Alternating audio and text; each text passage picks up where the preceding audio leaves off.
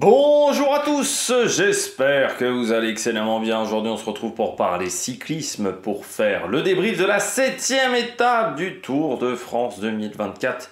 On va revenir un petit peu sur tout ce qui s'est passé sur cette journée, notamment des coureurs top, flop comme d'habitude.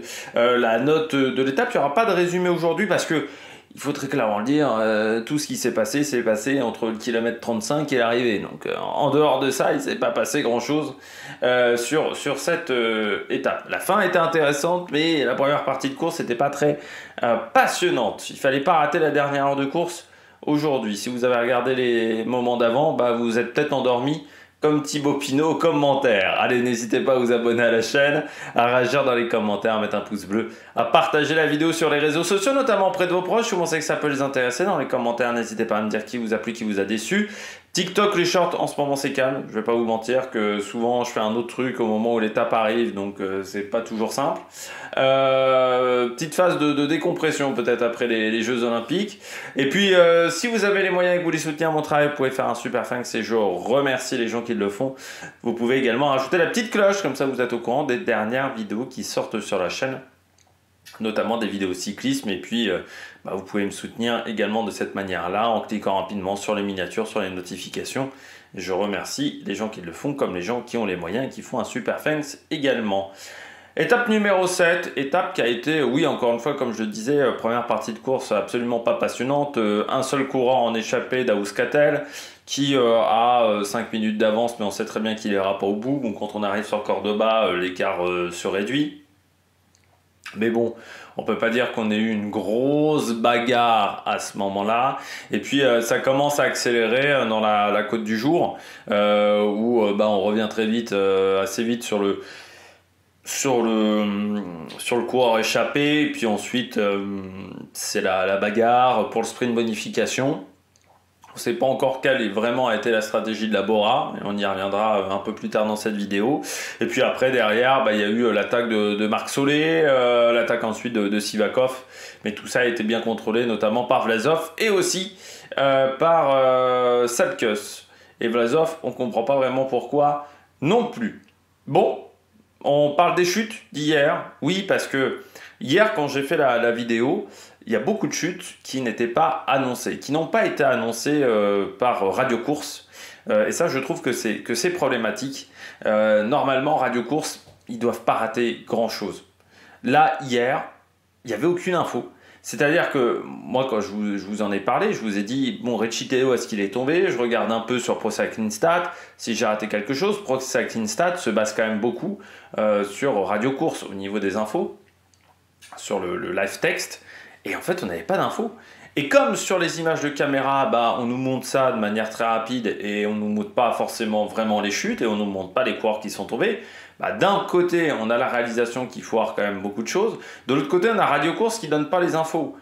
Pour les journalistes, je comprends que ils n'ont pas vu la chute de Recitello, qu'ils n'aient pas vu la chute, qu'ils aient entendu parler de la chute d'Adam Yates, mais qu'ils n'ont pas vu d'autres choses. Il y a pas mal de coureurs qui sont tombés. Andreas Kron, par exemple, est tombé hier. Il a abandonné ce matin. Il y a eu beaucoup de chutes et on n'arrivait pas à savoir la gravité des chutes. Moi, je vous ai dit à Recitello, je pensais que c'était une chute parce que vu l'écart par rapport à Adam Yates, je pensais pas que c'était une défaillance, mais bon, j'en avais pas la certitude. J'ai eu l'information ce matin par un commentaire qui m'a dit sur le site d'Israël, il y a eu un communiqué de la part de la formation pour dire qu'il y avait une chute. Il n'y a même pas eu de communiqué de l'UCI. Ce matin, qui a été où on annonçait peut-être toutes les chutes. J'ai pas vu de communiqué de l'UCI sur Twitter. Vous savez, je regarde beaucoup sur Twitter, donc je pense que c'est pas sorti avec toutes les chutes, tout ce qui s'était passé sur cette étape. Donc je trouve qu'il y a eu quand même un problème au niveau des chutes. Un bilan médical aurait peut-être été intéressant parce qu'il y a quand même beaucoup de coureurs qui sont tombés. Et faire un petit listing de ces coureurs-là. C'était le petit coup de gueule du jour. Non, surtout, je me dis, comme Radio Course a raté beaucoup de chutes, je me dis, imaginons un coureur, imaginons Recitello, il tombe. La radio est défaillante, il tombe pas avec un équipier, la radio ne marche pas, ou il peut pas communiquer avec la radio, ou il perd la radio pendant la chute. Si son équipe ne fait pas attention, le mec il est pas dépanné. Mais s'il y a les deux voitures qui passent et qu'il n'est pas dépanné, il a peut-être du mal à finir l'étape dans les délais et il se retrouve peut-être hors course à cause d'un problème de radio-course. Donc c'est quand même pour moi un petit souci. Note de l'étape, 10 sur 20. Ouais, je savais pas trop quoi mettre comme note sur cette étape. Parce que d'un côté, je me dis, le début de course a été chiant à mourir, il se passe rien. Et en même temps, vous avez cette dernière heure de course où vous avez quand même des choses, notamment on dira merci à la Bora. On n'a pas compris la stratégie, mais bon, ça a quand même animé la course. On dira merci à Alpecin aussi qui a animé la course bien contre son gré, j'ai envie de dire, avec Plancart et Cadengrove. Et puis on a eu des stratégies qui étaient assez surprenantes. Et puis on a eu un sprint qui avait une gueule de sprint vraiment complètement atypique parce que du côté de la Visma il n'y avait plus personne pour rouler. Donc ouais, il y a eu... d'un côté je me dis oui, l'étape est chiante à mourir. De l'autre côté je me dis ah c'est super, il y a eu quand même du spectacle. Mais en même temps à la fin on a un sprint. Il n'y a pas vraiment de surprise sur le vainqueur. Moi je vous avais dit qu'Adengrove passerait pas. Bon, comme quoi, soit je suis devin, soit c'est qu'il n'y a pas vraiment eu de surprise sur cette étape. Et ouais, pour moi, c'est 10, mais ça vaut pas plus. Je pense que certains même mettront peut-être en dessous en termes de notes dans leur ressenti. Peut-être que certains mettront 14 ou 15, mais pour moi, ça ne mérite pas plus que 10. Et je trouve même peut-être avoir été un petit peu clément, pour tout vous dire, avec mon 10. Allez, on regarde tout de suite les coureurs au top. Attaque de Marlou! Parmi les coureurs au top, on commence avec, bien entendu, comme très souvent, le vainqueur du jour, Wout van Aert. Que dire de Wout? Il avait la pancarte dans le final et il a réussi à s'en sortir. Il pourra dire merci à Sepp Kuss qui a fait quand même un énorme boulot pour rouler dans le final. Quand je vous dis que Sepp Kuss, pour moi, on ne le vise pas... pour moi, Sepp Kuss, il joue pas le classement général à tout prix. C'est-à-dire, je pense que Sepp Kuss, il est pas du tout sûr de sa condition physique. Et on joue pas la victoire avec. On joue top 5, mais on joue pas la victoire. Un mec à qui on joue la victoire au général, on le fait pas rouler pour un sprinter. Voilà. Si on le fait rouler pour un sprinter, c'est que même si c'est Wout van Aert et qu'il est très bon, c'est qu'on n'est pas sûr que Sepp Kuss tiendra la cadence sur 3 semaines. Qu'on sait déjà que pour Ken Uijtdebroek, c'est terminé. Et je pense que Sepp Kuss a roulé, a fait un énorme travail d'équipier, presque là où il est le meilleur. Sepp Kuss dans ce travail-là de lieutenant, de super équipier. Et Wout van Aert après, malgré le travail qu'avait fait Sepp Kuss, il n'avait pas de poisson pilote parce qu'Affini avait fait aussi un énorme travail pour tenir la cadence avec la tête de la course et pour rouler dans le début de la montée. Et Uijtdebroek avait complètement disparu et après il n'y avait pas d'autre Visma. Il n'y avait pas d'autre Visma que Sepp Kuss. Donc une fois que Sepp Kuss a fait le job, il fallait tenir la baraque. Et puis en plus tu peux pas te rater. Tu as quand même le vainqueur du dernier Tour d'Espagne qui se sacrifie pour toi. Donc là tu es obligé de tenir la cadence et de faire un bon sprint. Donc ça met une petite pression quand même sur les épaules. Mais il pourra dire merci à Vlasov. Et puis surtout du côté de Wout van Aert, ce qui a été fort, c'est qu'il n'a pas paniqué. Il n'a pas paniqué du tout. Quand il se retrouve sans équipier, il passe des relais, mais il ne se met pas non plus dans le rouge. Quand Vacek démarre son sprint, il se met pas, il respecte son schéma. Il avait un schéma de sprint qui était préétabli, on va dire, ce matin. Et il ne fait pas n'importe quoi à ce moment-là. Donc je trouve qu'il a été très intelligent, je trouve qu'il a été très mature. Et qui... Bon voilà, après c'est un coureur qui a 28 ou 29 ans, Van Aert, et qui est là depuis de nombreuses années. Mais je trouve que là, il a vraiment tout bien contrôlé de bout à bout. Il n'a pas fait d'erreur, alors qu'il y avait des possibilités nombreuses de commettre des erreurs. Donc c'est pour ça que j'ai bien aimé le sprint de Van Aert. Pour moi, c'est une bonne journée de Van Aert. Alors après, on savait que c'était un lieu qui avait permis notamment à Peter Sagan de remporter sa première victoire. On en avait parlé ce matin. J'avais pas regardé comment ça s'était déroulé avec Sagan. Parce que c'est vrai que pour tout vous dire, c'est quand j'ai fait la miniature de la vidéo hier, ça m'a intrigué. Et je me suis dit, bon, ce matin, je vais regarder quand même comment ça s'était couru dans le final. Et j'ai vu des images, j'ai vu des informations. En fait, ils étaient partis dans la descente du côté de la Cannondale, enfin je crois que c'était la Liquigas même à l'époque, et ils avaient réussi à faire la différence dans la descente. C'est pour ça qu'ils étaient en surnombre sur la miniature, parce que sur la miniature je les voyais en surnombre, la photo originale. Et j'avais pas reconnu Sagan, tellement le Sagan il y a 11 ans, sans petit bouc, sans la coiffure de Sagan, vous le reconnaissez pas. Hein. Enfin, moi, d'ailleurs, déjà de base, je suis pas physionomiste, mais alors là, heureusement qu'il y avait le maillot de champion national et que je savais que c'était lui le vainqueur, parce que de tête, je vois la photo, je reconnais pas que c'est lui. Hein. Tout de suite. Il y a vraiment eu un temps, je me suis dit, ah putain, c'est Sagan, la vache, la vache. Incroyable.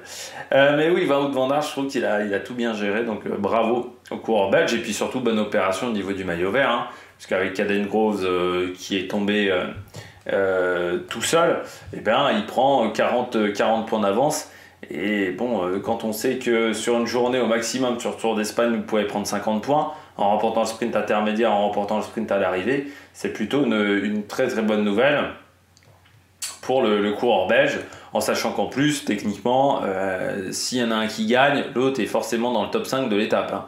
Parce que, à part si tu te foires vraiment complètement, mais pour être en dehors du top 5 sur ce type de journée, il faut quand même un petit peu le vouloir. Bon, on continue avec un deuxième coureur top, c'est Matthias Vachek. Qui fait quand même un très bon début de course. Hein. Vachek, déjà deuxième, c'était du côté du chrono à Hueras. Il avait fini 12e à Castello Branco, le coureur tchèque. Bon, rouleur hein, de base, mais c'est un peu comme Stefan Kung. Il n'hésite pas à aller sur les sprints. Très bien emmené, Matthias Vachek. C'est-à-dire que là, la Lidl Trek a profité d'avoir un équipier, de ne pas être obligé de rouler. Parce que c'est Skelmose qui l'emmène. Alors moi je me serais même dit, je vous avais dit ce matin, plutôt Skelmose, je pensais pas que Vachek passerait, pour tout vous dire, et je m'étais dit, même si Vachek passe, Skelmose, bon ça peut être une opportunité pour lui, mais que Skelmose se mette à votre service, ça veut dire déjà la confiance qu'on a en vous, parce que Skelmose sur ce type d'arrivée là en petit comité, on sait qu'il est extrêmement fort, donc c'est-à-dire que si on mise sur Vachek, c'est-à-dire que Lidl Trek mise sur ce coureur-là et considère que ce coureur-là, ça peut être l'avenir de l'équipe, peut-être dans 2 ans ou dans 3 ans, en dehors que sur le contre-la-montre. Et ça, c'est quand même très intéressant, la confiance qu'on a donnée au Tchèque. Et puis après, moi je trouve qu'il a été... il a osé. J'avais peur que Vachek, me suis dit, quand il y a le sprint qui se déroule en direct, je me dis à ce moment-là, est-ce qu'il va pas un peu être grisé par l'événement, t'as Skelmose qui te passe, est-ce qu'il va pas être trop attentif, est-ce qu'il va pas en fait se concentrer trop sur Van Aert et être trop attentiste et lancer son sprint après Van Aert, et si tu lances ton sprint après Van Aert, si Van Aert le lance au bon endroit, normalement tu le remontes pas, parce que tu auras un temps de retard, et même s'il le lance un petit peu trop tôt, tu as de grandes chances de ne pas réussir à remonter dessus. Je me suis dit, est-ce qu'il va être un peu trop attentiste? Et non. Il a tenté d'anticiper, c'est lui-même qui a tenté de provoquer Van Aert, qui a tenté de lancer, de provoquer le lancement du sprint de Van Aert. Et ouais, je trouve que c'est culotté, parce que ça reste un coureur qui a 21 ans. Donc faire ça à cet âge-là, c'est solide. Aussi, ça montre que mentalement, c'est un coureur qui n'a pas peur. C'est un coureur peut-être un peu foufou, parce que des fois c'est les mecs un peu foufou qui font ça, mais ça montre un mec qui n'a pas peur des événements, qui n'a pas peur des enjeux. Je rappelle, c'est que sa première Vuelta, hein, c'est son premier grand tour, donc bravo à Matthias Vachek, ça fait partie des bons coureurs sur cette année. Hein. Il n'y a pas eu forcément des très très grosses révélations. Puis là, même sur le Tour de l'Avenir, pour l'instant, c'est Blackmore. Blackmore, il a déjà fait 3 Tours de l'Avenir dans les pattes. Je trouve que cette année, il n'y a pas une super grosse révélation. On se dit, ah oui, lui, ce mec-là, c'est la grosse révélation de l'année. Mais il y a des coureurs comme ça qui arrivent à être intéressants sur certains profils de course et qui arrivent à se montrer du côté de notamment Matthias Vachek. Et puis je termine avec Pau Mikel du côté de Kern Pharma. Bien du côté de Pau Mikel, 3e de cette étape, ça apporte encore beaucoup de points à sa formation depuis le début de cette Vuelta. Hein. Donc il a marqué 80, 20, 100 points, 195 points, 197 points Pao Mikel, 197 points pour une équipe comme Kern Pharma, c'est vraiment bien. Et ça veut dire qu'en début d'année, il avait marqué déjà 300 points quand même sur la première partie de saison. Mais depuis juillet, si on rajoute à ces 197 points, on peut rajouter 70 points à ce total. Donc ça fait 167 précisément, ce qui est vraiment un très... enfin 267 pardon, ce qui est vraiment un très bon score. Donc ça montre que c'est un coureur là, qui performe bien, qui enchaîne les résultats.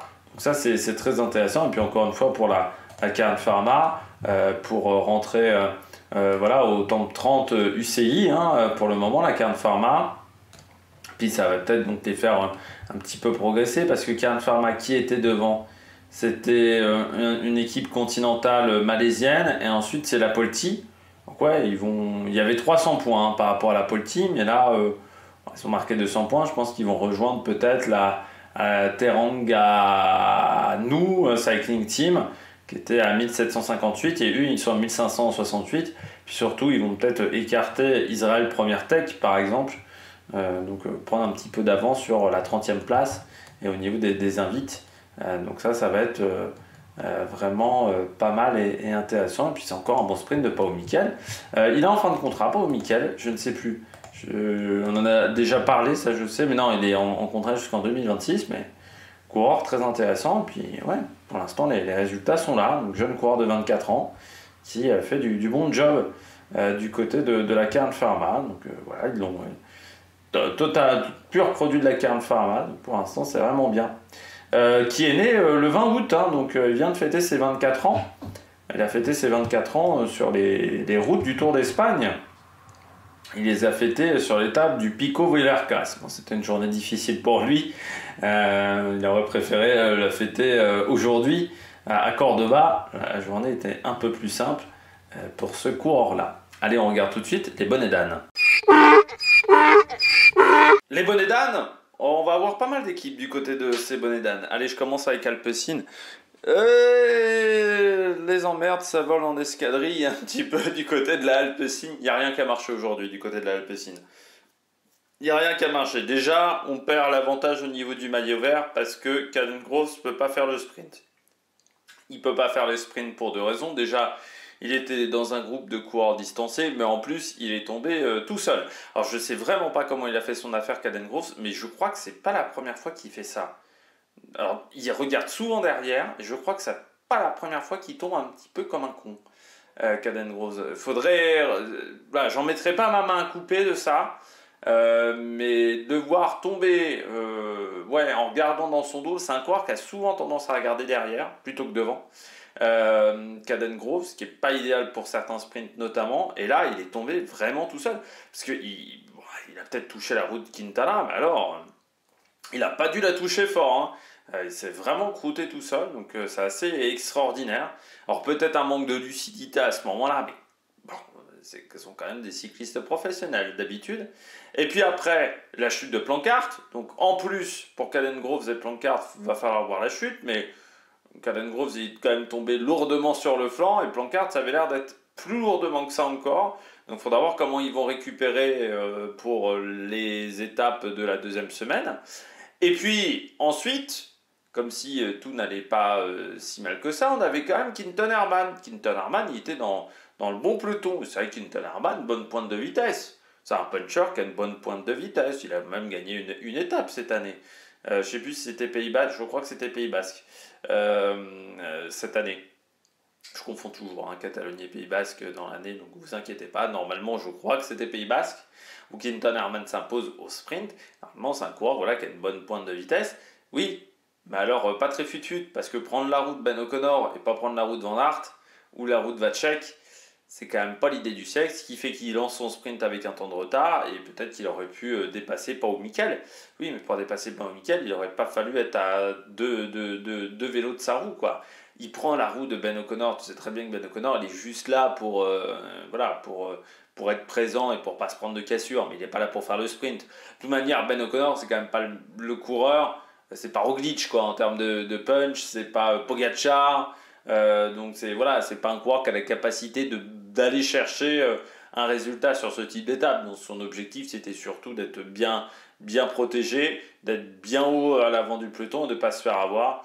Donc ouais, la journée a été difficile voilà, pour Alpecin, à la fois la chute de Caden Groves, la chute également de Plancart, et puis Quinton Herman qui choisit pas la bonne roue, et puis encore une fois, 40 points de retard pour Caden Groves, quand tu sais qu'une journée c'est 50 points au maximum, s'il y a sprint bonif et à arriver, bah t'as plus vraiment ton destin entre tes mains. Maintenant, il faut que Van Aert ait des soucis, il faut que Van Aert tombe, pour que tu puisses potentiellement aller chercher le maillot vert.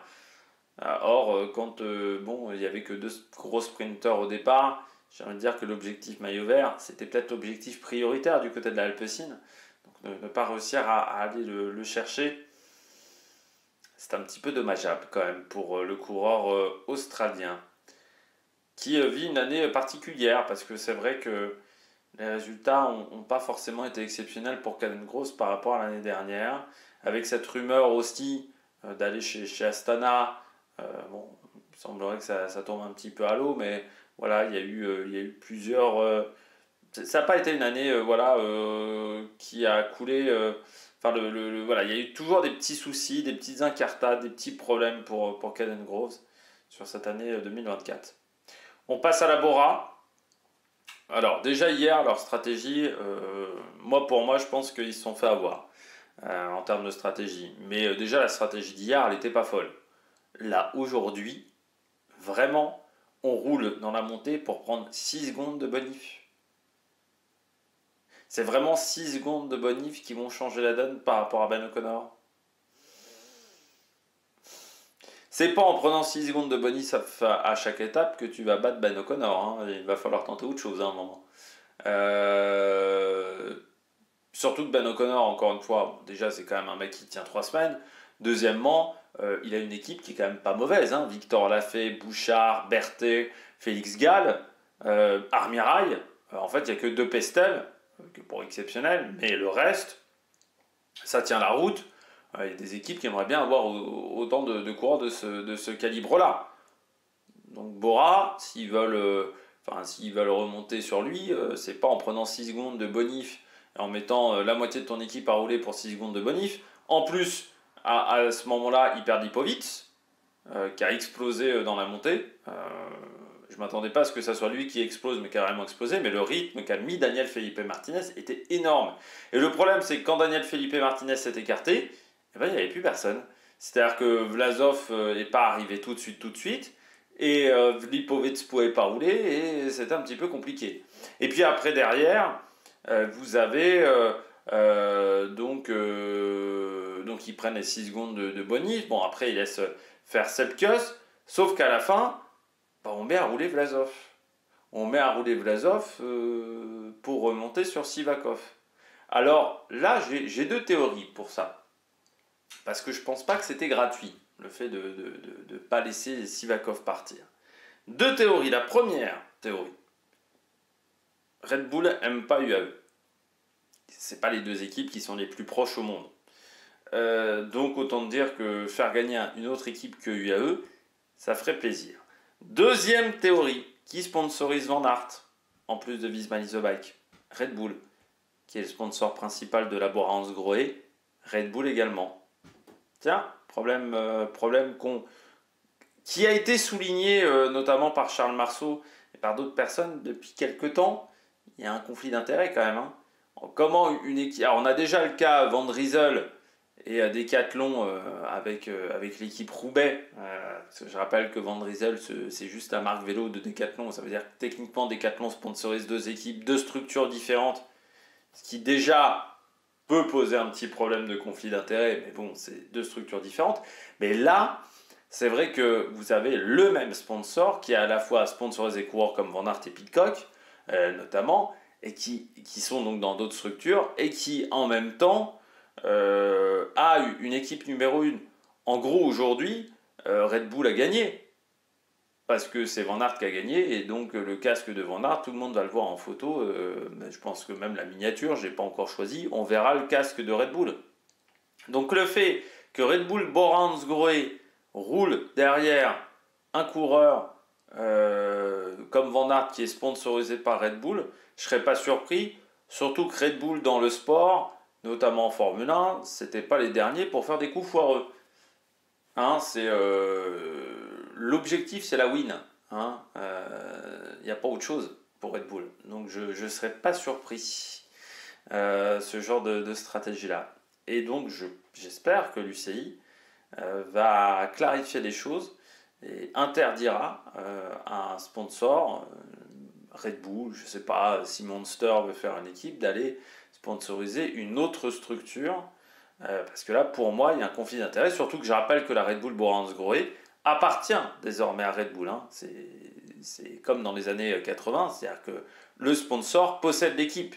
Comme dans les années 80, je pense à la régie Renault qui possédait l'équipe Renault.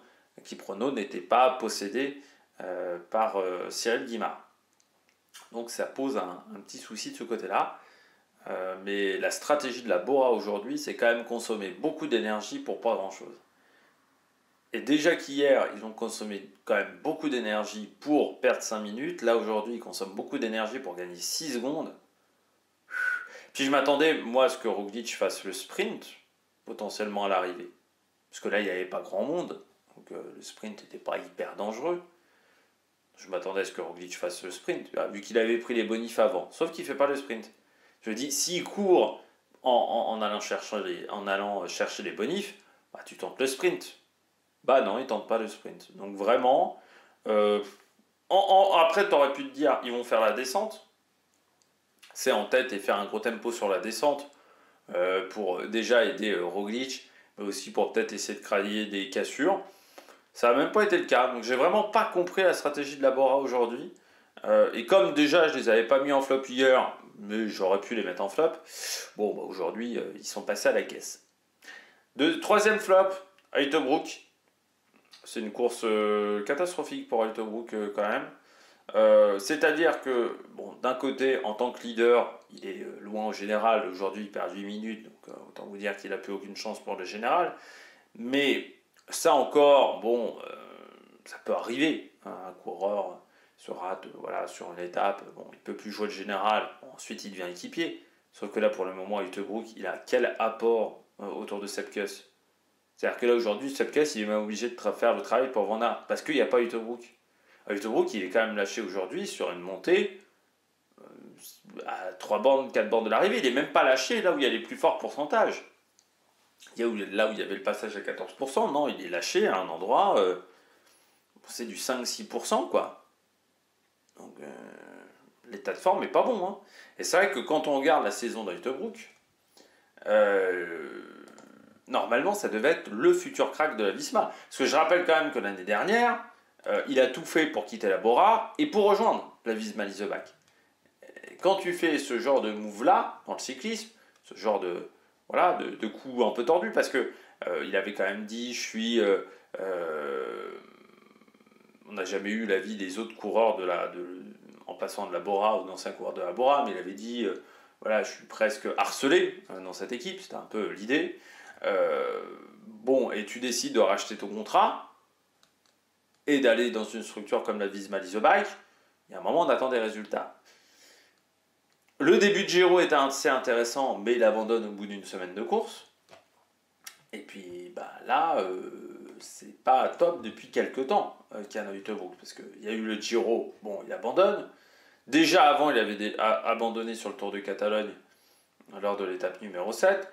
Bon, il fait 7ème de Tirreno Adriatico et 5ème de Grand Camino. Grand Camino, il faisait beaucoup de boulot pour Vingegaard. Tirreno, là aussi, il a fait le job pour Vingegaard. Donc, on peut se dire que là, les résultats n'étaient pas mauvais. Mais bon, il abandonne sur le Tour de Catalogne où, là, il avait plutôt un rôle de leader. Et sur le Tour d'Italie, bon, il se retrouve à abandonner au bout de 10 jours de course. Avec 2 top 10 à la clé. Alors, je crois qu'il abandonne pour Covid à ce moment-là. Et derrière, Tour de Suisse, 35e. Bon, pas foufou. Tour de Burgos, 26e. Bon, pas dingue non plus. Et là, Tour d'Espagne, il est hors du coup après seulement 7 jours de course. Et on pouvait même le dire un petit peu avant.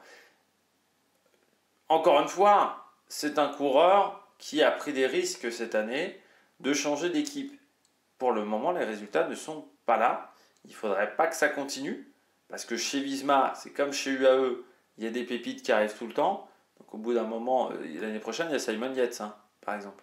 Ça serait dommage d'être obligé de travailler pour Simon Yates, alors que techniquement, tu devais être leader de l'équipe. Donc ça serait bien. Alors je sais qu'il a que 21 ans. Il a une pression énorme sur les épaules, hein, 21 ans, voilà, d'être l'un des meilleurs coureurs belges, des meilleurs grimpeurs belges, mais il y a un moment, il faut les résultats. Et même, je dirais, dans la hiérarchie des grimpeurs belges, bah, aujourd'hui, on le comparait à Remco, il y avait Remco 1, lui était 2, chez les jeunes coureurs. Vu ce que fait Lennart van der Velde et vu ce que fait Van Gils, par exemple, de temps en temps, il va peut-être aussi régresser dans la hiérarchie des très bons grimpeurs belges. Donc ça serait bien déjà de finir correctement cette Vuelta en tant qu'équipier de Sepp Kuss, parce que pour l'instant il est quand même complètement transparent dans ce rôle-là.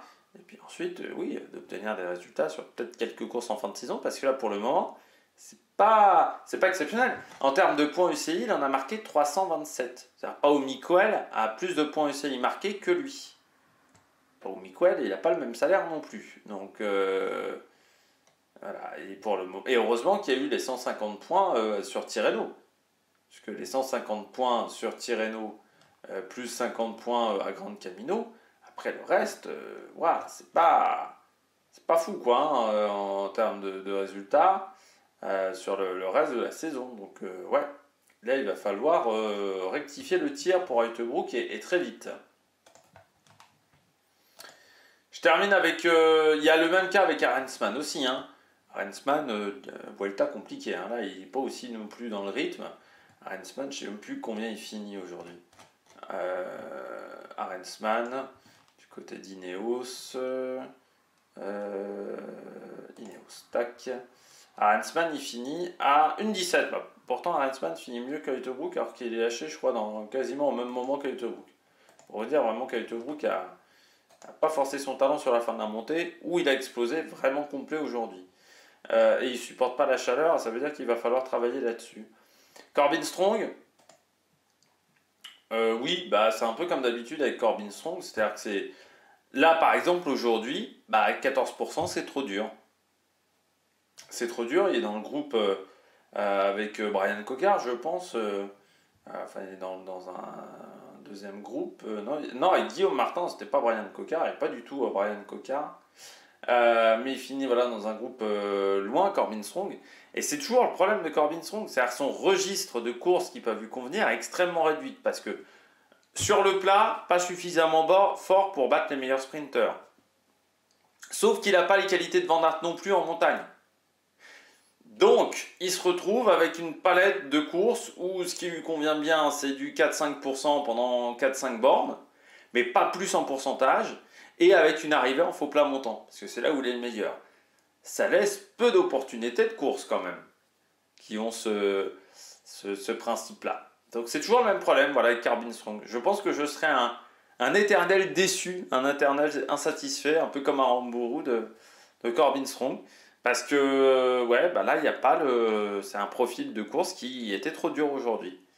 Le problème, c'est qu'un sprint sur le plat, c'est trop facile. Donc, bon, comment on fait dans ce genre de situation, c'est un petit peu problématique. On verra maintenant ce que ça donne dans le futur.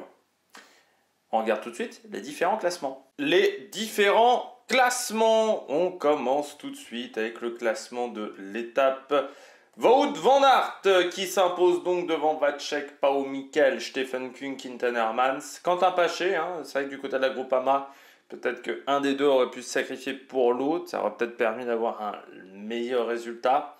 Georges Bennett 10e aussi, qu'on a un peu vu, le coureur de la Israël Première Tech. On redescend un petit peu dans ce classement. Adam Yates finit dans le temps du vainqueur. Par contre, Corbin Strong, hein, 17 secondes. Et puis après, on redescend. Richie Tello a une 27, mais qui est tombé hier. On en a parlé. Mauri Van Sevenant. Et puis à la fin, on retrouve les deux abandons de Caruso et de Andreas Kron. Kron, commotion cérébrale. Caruso, malade.